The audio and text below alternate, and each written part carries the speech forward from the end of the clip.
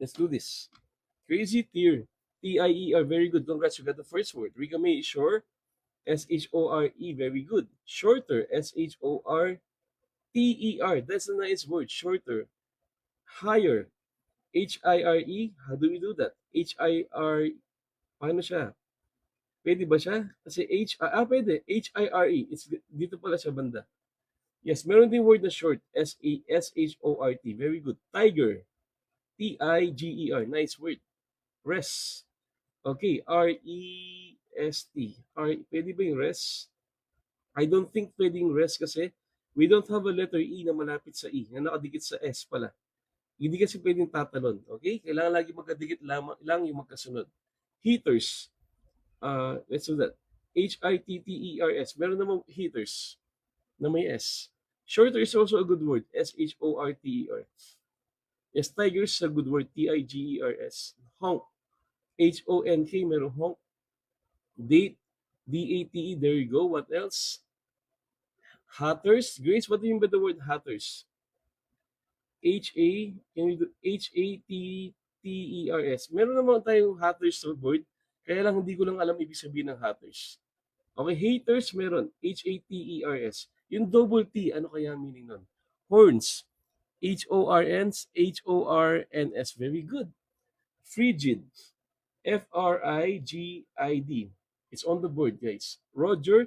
Is Roger a good word? R-O-R-O-G-E-R. Nasa Merriam-Webster.com ba yung word na Roger? Though meron ganyan, di ba, parang code name siya sa radio something.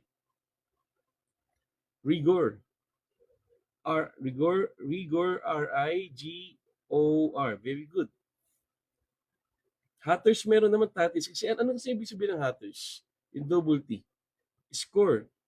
S-C, paano siya? Pwede ba yung score? Parang hindi yata pwede. Kasi wala tayong O na nakadikit sa C, no?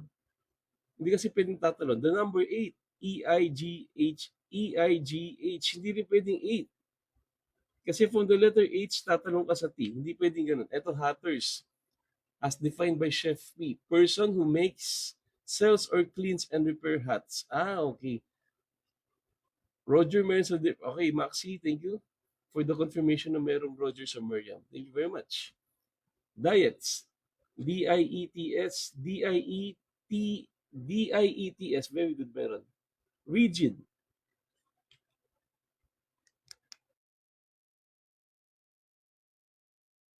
May R-I-G-I-D. Rigid meron. Yes, may heaters din. H-I-T-T-E-R-S. Short is a good word. Sure also. S-H-O-R-T meron, then S-H-O-R-E. Pareho meron. Alright.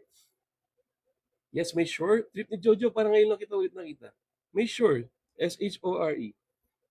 R, merong hero. H-E-R-O. H-E-R-O. Eva Crony. C-R-O. C-R-O-N-Y. Meron din Crony.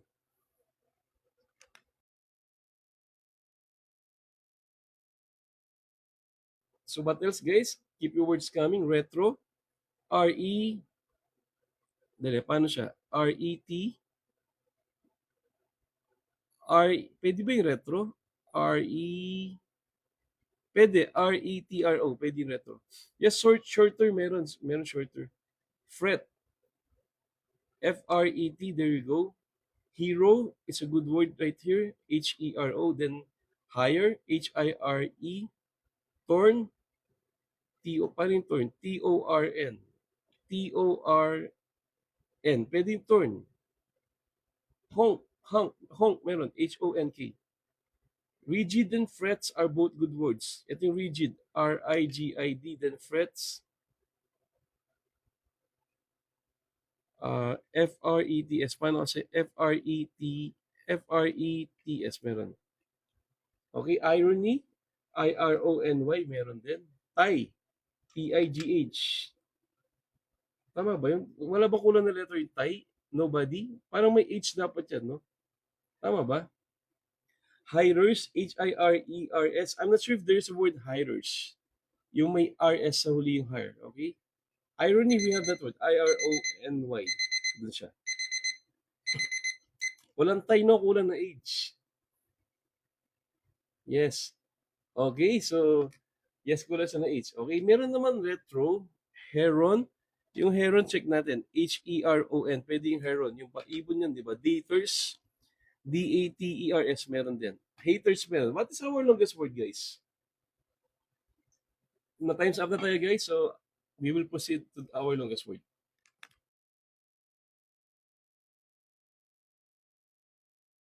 7 letters, Chef P, tigers, heaters. 1, 2, 3, 4, 5. Okay, and aside from heaters, do we have another? I don't. Our longest words would be hatters, heaters, and shorter. So yan guys, 7 letter lahat yan. So can we, ano guys, double tap the screen para mapusuan natin ating mga longest word.